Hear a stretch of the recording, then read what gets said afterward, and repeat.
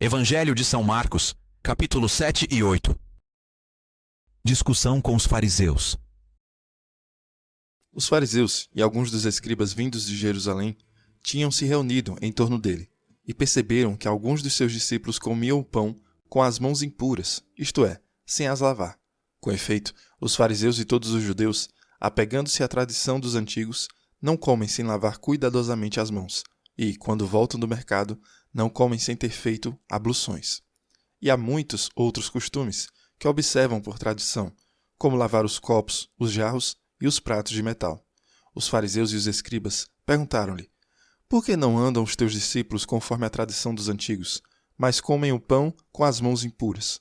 Jesus disse-lhes: Isaías com muita razão profetizou de vós, hipócritas, quando escreveu: este povo honra-me com os lábios, mas o seu coração está longe de mim. Em vão, pois, me cultuam, porque ensinam doutrinas e preceitos humanos. Deixando o mandamento de Deus, vos apegais à tradição dos homens. E Jesus acrescentou: na realidade, invalidais o mandamento de Deus para estabelecer a vossa tradição. Pois Moisés disse: honra teu pai e tua mãe, e todo aquele que amaldiçoar pai ou mãe seja morto. Vós, porém, dizeis: se alguém disser ao pai ou à mãe qualquer coisa que de minha parte te pudesse ser útil, é corbã, isto é, oferta, e já não lhe deixais fazer coisa alguma a favor de seu pai ou de sua mãe, anulando a palavra de Deus por vossa tradição que vós vos transmitistes, e fazeis ainda muitas coisas semelhantes. Tendo chamado de novo a turba, dizia-lhes: ouvi-me todos e entendei. Nada há fora do homem que, entrando nele, o possa manchar, mas o que sai do homem, isso é que mancha o homem. A bom entendedor, meia palavra basta. Quando deixou o povo e entrou em casa, os seus discípulos perguntaram-lhe acerca da parábola. Respondeu-lhes: sois também vós assim ignorantes? Não compreendeis que tudo que de fora entra no homem não o pode tornar impuro, porque não lhe entra no coração, mas vai ao ventre e dali segue sua lei natural? Assim ele declarava puros todos os alimentos e acrescentava: ora, o que sai do homem, isso é que mancha o homem, porque é do interior do coração dos homens que procedem os maus pensamentos, devassidões, roubos, assassinatos, adultérios, cobiças, perversidades, fraudes, desonestidade, inveja, difamação, orgulho e insensatez. Todos estes vícios procedem de dentro e tornam impuro o homem. A cananeia.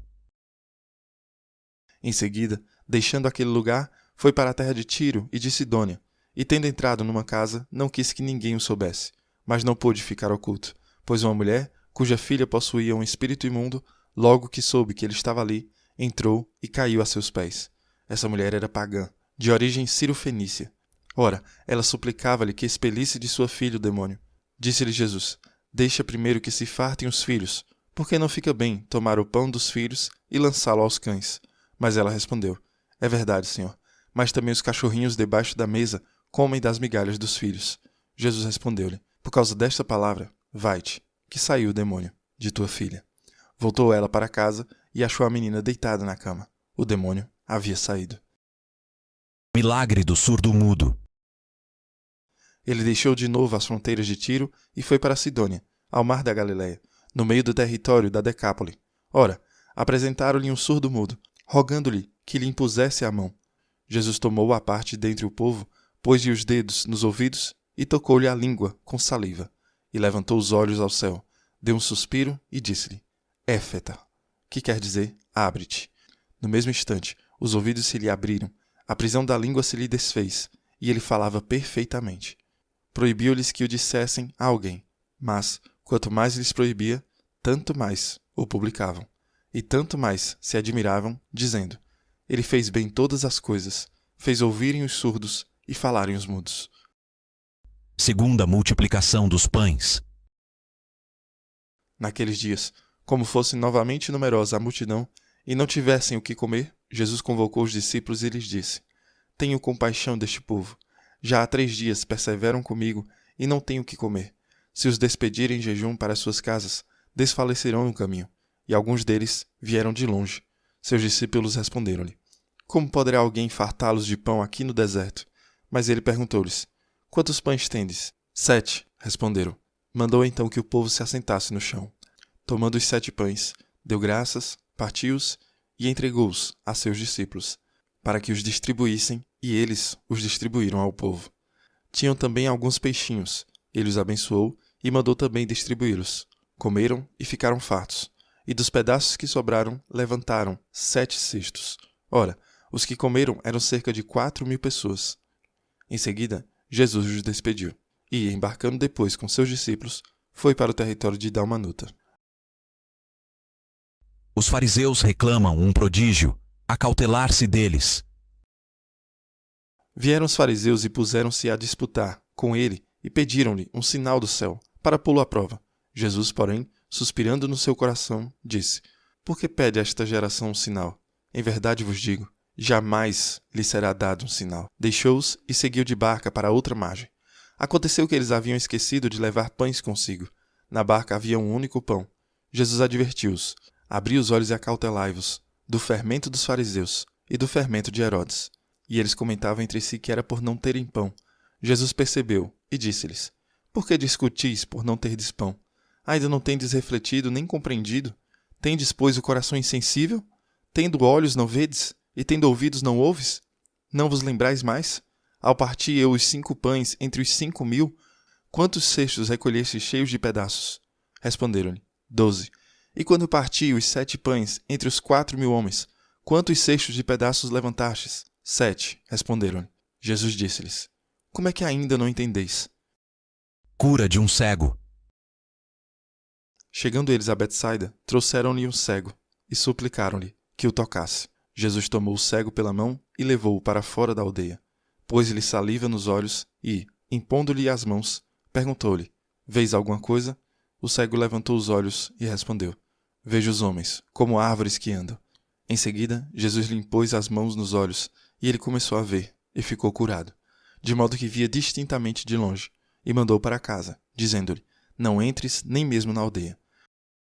Pedro proclama sua fé em Jesus. Jesus saiu com seus discípulos para as aldeias de Cesareia de Filipe, e pelo caminho perguntou-lhes: Quem dizem os homens que eu sou? Responderam-lhe os discípulos: João Batista, outros Elias, outros um dos profetas. Então perguntou-lhes Jesus: E vós, quem dizeis que eu sou? Respondeu Pedro: Tu és o Cristo. E ordenou-lhes severamente que a ninguém dissessem nada a respeito dele. Primeiro anúncio da paixão. E começou a ensinar-lhes que era necessário que o Filho do Homem padecesse muito, fosse rejeitado pelos anciãos, pelos sumos sacerdotes e pelos escribas, e fosse morto, mas ressuscitasse depois de 3 dias. E falava-lhes abertamente dessas coisas. Pedro, tomando-o à parte, começou a repreendê-lo. Mas, voltando-se ele, olhou para os seus discípulos e repreendeu a Pedro: Afasta-te de mim, Satanás, porque teus sentimentos não são os de Deus, mas os dos homens. Em seguida, convocando a multidão juntamente com seus discípulos, disse-lhes: Se alguém me quer seguir, renuncie-se a si mesmo, tome a sua cruz e siga-me. Porque o que quiser salvar a sua vida, irá perdê-la. Mas o que quer perder a sua vida por amor de mim e do Evangelho, irá salvá-la. Pois que aproveitará ao homem ganhar o mundo inteiro, se vier a perder a sua vida? Ou que dará ao homem em troca de sua vida? Porque, se nesta geração adúltera e pecadora, alguém se envergonhar de mim e das minhas palavras, também o Filho do Homem se envergonhará dele, quando vier na glória de seu Pai, com os seus santos anjos. E dizia-lhes: Em verdade vos digo, dos que aqui se acham, alguns há que não experimentarão a morte, enquanto não virem chegar o reino de Deus com poder. Explicação dos capítulos 7 e 8. Muito bem. Percebem como as coisas acontecem de maneira imediata no Evangelho de Marcos? Não é apenas Jesus que se move imediatamente, é a mulher que se move imediatamente, são essas pessoas que perguntam as coisas imediatamente. Portanto, a urgência e rapidez de todos os personagens do Evangelho de Marcos é porque eles percebem que o reino de Deus está na terra agora. Jesus está com eles. No capítulo 7 mostra esse ensinamento de Jesus, onde fala sobre como os fariseus o observam e que eles notam que os discípulos não lavam as mãos depois de voltar do mercado ou antes de comer. Esta não é uma questão de saneamento ou limpeza, esta é uma questão de pureza ritual. Lembre-se no Antigo Testamento que se você fosse servir no altar, você lavaria as mãos de uma certa maneira para ter pureza ritual. Se isso é uma coisa boa para a adoração de Deus no templo e no altar, então não deveríamos todos fazer isso? Se fosse bom para os sacerdotes, os que servem no templo de Deus, purificarem-se antes de assumirem essas tarefas, então seria ótimo para nós fazermos. Então não é necessariamente um pensamento ruim. Já que o pregador foi ordenado a fazer isso antes da adoração, então vamos todos fazer isso antes de comer. É um sinal. Até comer é uma forma de adoração. Então não é uma má ideia, mas está distorcida. Eles fizeram essas coisas no exterior para não precisarem fazer o trabalho no interior. Transformamos nosso comportamento exterior, mas nosso coração interiormente não se converteu. Essa é a distinção que Jesus faz continuamente. Você está fazendo essas coisas do lado de fora sem ter seu dentro, seu interior, se conformando com o que essas coisas do lado de fora são para fazer. Agora, havia algumas coisas que eram ruins. Jesus aponta: você tem uma boa maneira de rejeitar o mandamento de Deus, a fim de manter a sua tradição. Pois Moisés disse honrar o pai e a mãe, e aquele que fala mal do pai ou da mãe certamente morrerá. Mas você diz: se um homem disser a seu pai ou sua mãe, o que você teria ganho de mim é corbã, isto é, dado a Deus. Portanto, a ideia é que é nossa responsabilidade cuidar de nossos pais idosos na medida em que somos capazes. Isso é muito claro através da Bíblia. É nossa responsabilidade cuidar daqueles que são vulneráveis, particularmente aqueles com quem nos relacionamos, e particularmente aqueles que cuidaram de nós quando éramos mais jovens. Estamos conectados, temos que cuidar um do outro. Mas, no dia, as pessoas pegavam qualquer dinheiro que gastassem para cuidar de seus pais e o dedicavam a Deus. Então, em vez de cuidar do pai e da mãe na velhice, havia um investimento que eles faziam feito em nome dos pais no templo. Então agora eles não precisam cuidar de seus pais. Eles pensaram que, ao fazer isso, agora estavam isentos de cuidar de seus pais idosos. Jesus disse que eles fazem muitas coisas ruins como esta. Havia muitas coisas em que Deus é muito claro no que ele os chamava para fazer. Mas em vez disso, eles fazem uma versão daquilo que disse. E fazer a versão daquilo era, na verdade, uma maneira de evitar fazer o que Deus pediu que eles fizessem. É com isso que todos nós continuamos lutando. Se é uma tradição da igreja, se é uma disciplina da igreja, se é algo que interiormente acabamos fazendo. Sabemos que a coisa certa a fazer talvez não seja necessariamente providenciar seus cuidados. Pode ser que eles precisem de uma equipe de enfermagem. Talvez seja essa a necessidade. Ou talvez você pudesse dirigir para visitar sua mãe e seu pai. Talvez você possa ligar para seus pais e passar um tempo com eles no telefone. Mas talvez você prefira fazer outra coisa que parece bom. Então fazemos isso com nossas vidas espirituais. Fazemos isso quando se trata de cuidar da família e do outro. Nós sempre temos a capacidade de substituir algo que não somos realmente chamados a fazer, em vez de fazer a coisa que realmente somos chamados a fazer. Então Jesus chamou isso e está acusando todos nós quando somos tentados a evitar fazer o que Deus nos chamou para fazer. E vamos fazer algo que achamos que é bom.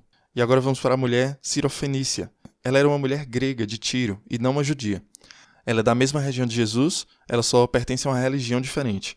Não é questão de ela ser mulher ou estrangeira, é uma questão de ela não ser judaica. Então parece a princípio que Jesus não é necessariamente gentil com ela. Por quê? Ela se refere ao demônio de sua filha. E Jesus lhe diz: deixa primeiro eu alimentar os filhos, pois não é certo tirar o pão dos filhos e lançá-lo aos cachorrinhos. Então espere, Jesus acabou de chamar essa mulher de cachorro? De certa forma sim, mas também não. Nossa tradução diz que cachorros podem ser um grande insulto, mas os cães também podem ser descritores. Jesus não disse que você é um cão. Jesus disse que não é certo tirar o pão das crianças e jogá-los aos cachorros. Nesse caso, a palavra grega para cães é filhotes, ou amigos, animais de estimação. Jesus está dizendo que quando se trata de quem é alimentado em casa, temos animais de estimação e os amamos. Temos filhos e os amamos mais. Então, quem recebe a comida primeiro? Bem, se for entre as crianças e os animais, as crianças se alimentam primeiro. Então Jesus não está insultando essa mulher tanto quanto está descrito. Por quê? Jesus veio para salvar os judeus primeiro. Ela não era judaica. Isso tem que ser o caso. Jesus não está aqui para salvar os judeus exclusivamente. Isso é abundantemente claro, pela maneira como Jesus fala e atua. Jesus sai regularmente para aqueles que estão fora da comunidade dos judeus. Mas Jesus também enfatiza tão claramente em João capítulo 4 que a salvação para todo mundo é dos judeus. A salvação para o mundo inteiro virá do cumprimento de tudo que estamos lendo no Antigo Testamento. Então Jesus está basicamente dizendo a esta mulher, primeiro para os judeus, e então você. O que é tão bom é que, embora Jesus pareça estar dizendo não, ela persiste na humildade. Ela concorda que ela não faz parte dos filhos da casa, mas ela sabe que Jesus vem de Deus. Ela sabe algo sobre Deus por causa do povo judeu. Ela sabe que Deus tem um amor por todos os que lhe pertencem, até os cachorros debaixo da mesa que comem as migalhas das crianças. Esta é a disputa entre humildade e direito. Ela não vem a Jesus com nenhum senso de direito. Ela não diz que merece ser alimentada. Ela não diz que seu filho merece ser curado. Ela simplesmente diz: eu sei que você pode. Por favor, você vai. Jesus disse: eu vim primeiro pelos judeus. E ela disse: sim, eu sei, mas eu confio que você tem o suficiente sobrando. Eu confio que em sua bondade você deixará essa abundância transbordar. Dê-nos um pouco desse excesso. Isso é muito poderoso. A humildade nos move. Temos que perceber que a maioria de nós, ouvindo a Bíblia em um ano, não são judeus de nascimento. Não somos judeus pela nossa história. Nós somos gentios. Nós somos essa mulher. É assim que nos aproximamos de Deus também. Não nos aproximamos de Deus com a ideia de eu mereço isso, de você me deve isso, um senso de direito. Não merecemos a graça de Deus. Somos todos simplesmente destinatários do dom gratuito de Deus, que Ele não tem que nos dar. É por isso que a história dessa mulher é a nossa história. Nós não merecemos a graça de Deus, mas persistimos. O coração de Deus é que Ele quer todas as coisas boas. Ele quer curar, Ele quer alimentar, Ele quer nos fazer seus próprios. Isso é exatamente o que Jesus faz. Jesus cura um surdo, Jesus cura um cego. Ambas as vezes, Jesus toca esses indivíduos para curá-los. Este é o poder dos sacramentos. Nos primeiros 2 séculos da Igreja, Tertuliano disse: a carne é a dobradiça da salvação. A graça, a própria vida de Deus, é concedida a nós através do mundo material. O mundo material por si só é bom como é, mas Deus realmente comunica seu Espírito, sua graça, através do mundo material. Esta é a exata razão para a encarnação. O próprio Deus se torna um de nós. Deus se encarna, Deus se torna carne. Por quê? Deus poderia apenas declarar todos nós salvos. Deus poderia ter apenas dito a palavra, ter apenas respirado a palavra, pensado o pensamento e seríamos salvos. Mas Deus nos trouxe a salvação através do seu corpo. Deus nos trouxe a salvação através de sua vida, morte e ressurreição. Recebemos a salvação através de nossos corpos. No batismo, a água é derramada em nosso corpo e faz algo através dos sacramentos. Somos alimentados com o corpo e sangue de Jesus através do pão e do vinho, através dos sacramentos. Então, quando Jesus cura o surdo e o cego, Ele os toca. Ele usa os dedos de Deus. A graça espiritual real nos é dada através de coisas materiais reais. Agora lembre-se, as coisas materiais por si só não são poderosas. É a graça de Deus trabalhando através deles. Isso é que é poderoso. Agora vamos para o próximo ponto. A alimentação dos 4.000 homens. Não é uma repetição da alimentação dos 5.000. Existem algumas coisas levemente diferentes. A principal coisa diferente a notar é que na última vez Jesus perguntou: o que temos para comer? Nesse caso, Jesus pergunta a seus discípulos: quantos pães vocês têm? Então Jesus está pedindo que eles deem seu próprio alimento. O que você tem? Dê isso agora. Antes era: o que você pode encontrar? Eles encontram um menino com os 5 pães e 2 peixes. Existe este convite para oferecer sua própria comida. Antes falamos sobre dar a Deus o que temos. Deus a toma, abençoa, nos devolve e nós distribuímos para usar para a sua glória. Mas neste caso é ainda mais pessoal. Usamos nosso próprio alimento. Jesus nos lembra disso. Os discípulos e nós mesmos esquecemos tão rapidamente. Em Marcos capítulo 8, versículo 17 a 21, Jesus diz: por que discutis por não terdes pão? Ainda não tendes refletido nem compreendido? Tendes, pois, o coração insensível? Tendo olhos não vedes, e tendo ouvidos não ouvis? Não vos lembrais mais? Ao partir eu os 5 pães entre os 5.000, quantos cestos recolheste cheios de pedaços? Responderam-lhe 12. E quando eu parti os 7 pães entre os 4.000 homens, quantos cestos de pedaços levantastes? 7, responderam-lhe. Jesus disse-lhes: como é que ainda não entendeis? Essa é a situação para todos nós. Deus pode fazer todas essas coisas em nossas vidas. Deus pode se revelar de muitas maneiras poderosas. E nós apenas vamos para a próxima coisa e esquecemos a que passou. Tantas pessoas estão fazendo notas nessa leitura da Bíblia e estão anotando essas coisas para não esquecer. Mas falaremos mais sobre isso no Evangelho de Mateus. Jesus então leva seus discípulos a Cesareia de Filipe e pergunta: quem dizem os homens que eu sou? Eles respondem: João Batista, Elias, um dos profetas. Jesus então pergunta: quem vocês dizem que eu sou? Pedro responde: tu és o Cristo. Então Jesus lhes ensina que o Filho do Homem deve sofrer muitas coisas, ser rejeitado pelos anciãos, pelos principais sacerdotes e pelos escribas, ser morto e depois de 3 dias ressuscitar. Jesus disse isso claramente. Então, quando Pedro tentou repreender Jesus, Jesus disse: para trás de mim, Satanás. Satanás é o acusador. Satanás é o obstáculo. É a pedra de tropeço. Pedro não está pensando como Deus, mas como os seres humanos. Então sim, Pedro é um obstáculo nesse sentido, ao repreender Jesus. Imagine repreender seu rabino, que é o mesmo Deus. Pense de novo, Pedro. Pedro está dizendo: Deus, não permita que isso aconteça com você. Também falaremos com mais profundidade sobre isso em Mateus capítulo 16. Mas Jesus está deixando muito claro: sim, isso é quem eu sou. Eu sou o Messias, eu sou o Cristo, e é necessário que o Filho do Homem padeça muitas coisas, seja rejeitado pelos anciãos, pelos principais sacerdotes e pelos escribas, seja morto e depois de 3 dias ressuscite. E então Jesus continua muito claramente: se você quiser vir após mim, então você tem que negar a si mesmo, tomar a sua cruz e me seguir. Isso é importante, especialmente para nosso dia e nossa idade. Como disse em alguns episódios anteriores, o objetivo dessa Bíblia Católica em um ano é obter uma cosmovisão bíblica. A cosmovisão bíblica é que os discípulos de Jesus vão sofrer por causa de Jesus. Não vamos nos encaixar no mundo, porque qualquer que se envergonhar de mim e das minhas palavras nesta geração adúltera e pecadora, dele também se envergonhará o Filho do Homem. Pense quantas vezes nossa cultura e nosso mundo pensam que nossas crenças cristãs são atrasadas ou antigas ou sem sentido. Então, quantas vezes, como cristãos, neste mundo, somos tentados a ir mais com o mundo do que com Jesus? Isso é muito crítico para nós. Não vivemos em um mundo cristão, vivemos em um mundo pós-Cristo. Quando as pessoas viviam em um mundo cristão, quando a maior parte do Ocidente era cristã e as pessoas ao nosso redor acreditavam e viam o mundo de maneira semelhante, não era necessariamente difícil ou arriscado dizer que você era cristão. Mais pessoas acreditaram no que Jesus ensinou e no que a Bíblia ensina. Mas em um mundo que deixou essas coisas para trás, temos famílias que não se falam mais, porque alguns membros da família acreditam no que o mundo ensina e outros membros da família acreditam no que Deus ensina. Jesus está dizendo: vou sofrer muito. Vou sofrer com pessoas que deveriam ter me reconhecido primeiro.